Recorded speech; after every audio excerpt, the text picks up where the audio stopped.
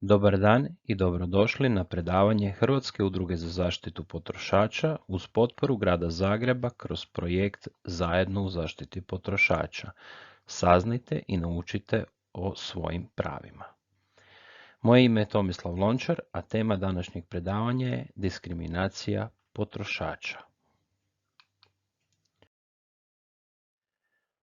Mi svi smo potrošači. Potrošači su najsnažnija interesna skupina koja utječe na gotovo sve javne i privatne ekonomske odluke. Zaštita potrošača. Početak obilježavanja Dana prava potrošača potječe iz govora američkog predsjednika Johna Fitzgeralda Kennedya u kojem se 15. ožujka 1962. godine obratio američkom kongresu te dao podršku potrošačima navodeći 4 temeljna prava potrošača. Pravo na sigurnost, pravo na odabir, pravo na informaciju i pravo da ih se čuje. Glas potrošača mora se čuti. Samo aktivan potrošač ostvaruje svoja prava. Da bi ostvario svoja prava, mora ih i poznavati. Po definiciji, potrošač je svaki od nas, kaže Kennedy i nastavlja. Potrošači su najveća gospodarska skupina koja zadire i pogađa gotovo sve javne i privatne gospodarske odluke. Ali, to je također jedna važna skupina čija se gledišta često ne uzimaju u obzir. Pravo na zastupanje trebalo bi jamčiti da interesi potrošača budu podržavani prigodom izrade i provođenja vladine politike, kao i u trgovini proizvoda i pružanju usluga. Organizacije za zaštitu potrošača diljem svijeta koriste Svjetski dan prava potrošača za snažnije poticanje inicijativa, osvještavanja i educiranja potrošača. Taj dan je proglašen prvi puta 15. ožujka 1983. godine i od tada je postao značajna prigoda za mobiliziranje građanske svijesti. Zaštita potrošača. Ujedinjeni narodi su odlučili da će se 15. ožujka svake godine u cijelome svijetu obilježavati kao poseban dan prava potrošača, te su naveli još 4 dodatna prava. Pravo na zadovoljenje osnovnih potreba, pravo na naknadu, pravo na obrazovanje, pravo na zdrav okoliš. Uz stara 4 prava, pravo na sigurnost, pravo na odabir, pravo na informaciju i pravo da ih se čuje.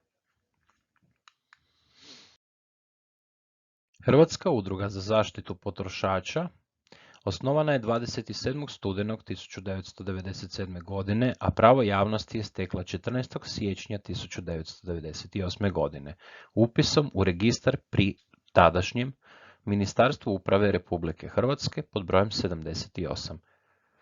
Sada smo već 22 godine s potrošačima. Kod nas se zaštita potrošača počela primjenjivati već 80. godina prošlog stoljeća, kada su pri mjesnim zajednicama osnovana vijeća potrošača.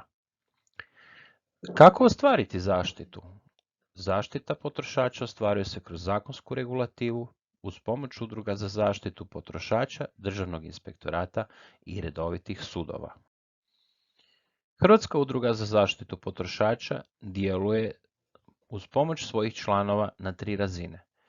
Individualnim savjetima potrošačima koji se obraćaju Hrvatskoj udruzi za zaštitu potrošača, educiranjem potrošača na seminarima, predavanjima, okruglim stolovima, putem letaka i sad po novome putem webinara.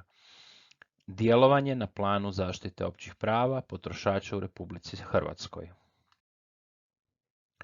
Felix kaže, mi moramo ljude naučiti da kupuju ono što im treba s novcima koje nemaju. Kako potrošači ostvaruju svoja prava? Informirani potrošač je zaštićen potrošač. Trgovci znaju sva naša prava, ali ako osjete ili shvate da ih mi ne poznajemo, teško da ćemo mi nešto ostvariti. Imate li problem? Svakako potražite savjet u udrugama za zaštitu potrošača. Diskriminacija potrošača. Mišljenja smo da je u postojećim zakonima veliki nesrazmjer u pravima i obvezama potrošača i trgovaca. Uz sve zakone i pravilnike, potrošači su u neravnopravnijem ili diskriminirajućem položaju. Prilikom donošenja zakona sve se radi kako bi potrošači bili zakinuti. U Zakonu o zaštiti potrošača često puta nema prekršajne odredbe ili sankcije za nekoga tko se ne pridržava zakona. Ako su cijene nezakonite, otpad po kvadratnom metru, nema sankcije za davatelje usluge. Nepoštene odredbe u potrošačkim ugovorima, nema sankcije. Zavaravajuća poslovna praksa, nema sankcije. Sitno je vrlo bitno. U svim ugovorima sa svima davateljima usluga, trgovcima, potrošač mora čitati sitna slova. Sitna slova su obično slova koja ukidaju potrošačka prava. Svaki proizvod mora imati svoju deklaraciju. To je osobna iskaznica proizvoda. Upute moraju biti na hrvatskom jeziku, a cijena mora biti konačna i zadnja za potrošača. Zakonom o održivom gospodarenju otpadom, otpad se treba naplaćivati prema volumenu ili masi preuzetog otpada. Cijelo vrijeme smo imali probleme jer tadašnje Ministarstvo zaštite okoliša, a i tržni inspektori nisu bili na čisto kako. Potrošači su se žalili, prijavljivali tržnim inspektorima, oni su podnosili prijave i sve pada u vodu. Sada, kada je Visoki upravni sud Republike Hrvatske presudio korist potrošača da moraju plaćati prema preuzetom otpadu, a ne prema zaduženoj posudi, mijenja se zakon i donosi nova uredba kako bi se legaliziralo nezakonito stanje. Što smo dobili mi potrošači? Apsolutno ništa. Zašto? Zato jer nema sankcije ako se nezakonito naplaćuje. Zakon o elektroničkim komunikacijama. Potrošač može uvijek odustati od ugovora, ali mora platiti penale, ali davatelj usluge ne mora ništa platiti ako nije osigurao uslugu ili ona neadekvatna. Tada potrošač mora biti sretan što može otići od davatelja usluge, a ništa ne treba platiti.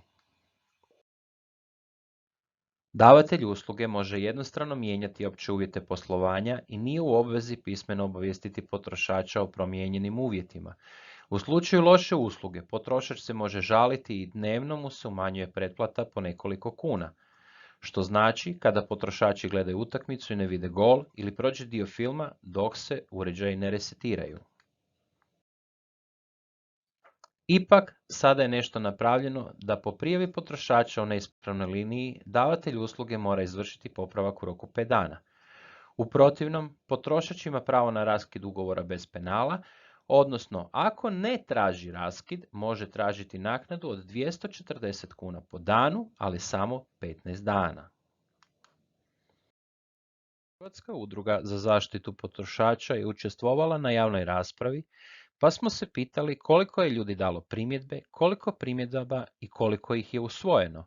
Nismo dobili nikakvo objašnjenje. Možda ste primijetili kako se Hrvatska agencija za poštu i elektroničke komunikacije, HAKOM, hvali kako su napravili program za mjerenje brzine interneta, ali nas svejedno varaju prilikom isporuke brzine koja može biti manja do 30%.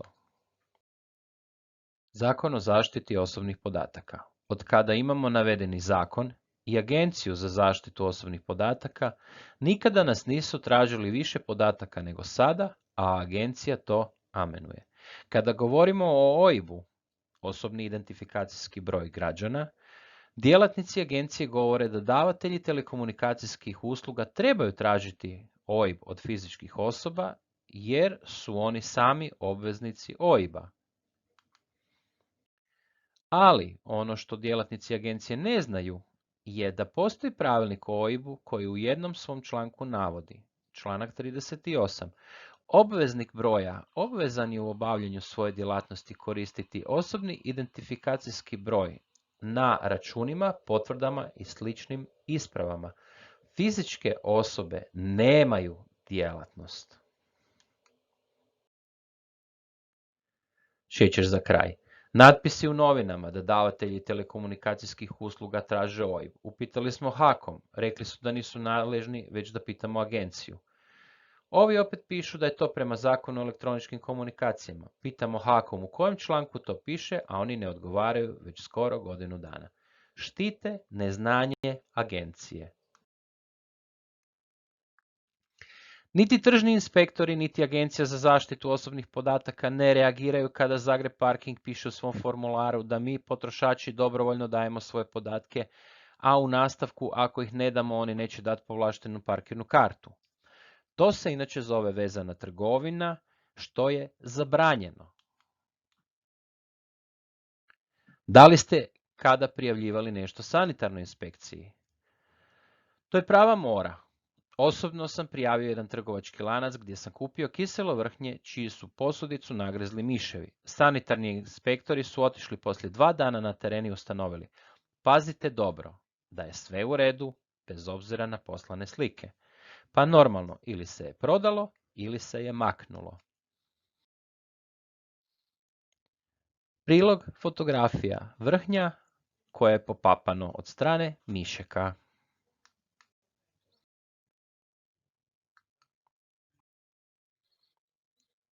Savjeti potrošačima. Svakako bi bilo dobro da znate kako je uvijek dobro kada govorimo o prigovorima na bilo kakve usluge, a posebno na javne usluge, prigovor treba uputiti pisanim putem, najbolje preporučeno s povratnicom, ali možemo poslati elektroničku poštu, jako je dobro provjeriti da li su to primili. Na prigovor trgovac mora odgovoriti u roku 15 dana. Ne dobijemo li u tom roku odgovor, možemo uputiti prijavu državnim inspektorima radi neodgovaranja. Na javnu uslugu se možemo požaliti i Povjerenstvu za reklamacije potrošača. Nužno je dobiti odgovor u roku od 30 dana. Kupili smo proizvod i ako se pokvari radi materijalnog nedostatka, imamo ga pravo zamijeniti ili tražiti novac. Žalimo se uvijek trgovcu gdje je proizvod kupljen, a on će često puta reći da proizvod mora ići na servis. Na potvrdi o preuzimanju proizvoda u servis obavezno napišite da ne želite popravak. Trgovac odgovara za materijalni nedostatak do 2 godine od dana prodaje proizvoda. Dobro je znati da u prvih 6 mjeseci trgovac treba dokazati da proizvod nema materijalni nedostatak i u slučaju potrebe plaća vještačenje bez obzira na ishod vještačenja. Svakako je dobro čuvati račune za kupljene proizvode barem 2 godine, te ih nemojte bacati iako je proizvod skup, jer to nije jamstvo da je i dobar.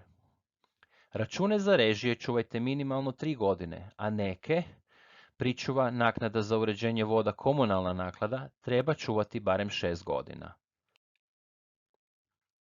Imate li kakvih pitanja, javite nam se. Zahvaljujemo vam na vašoj pozornosti.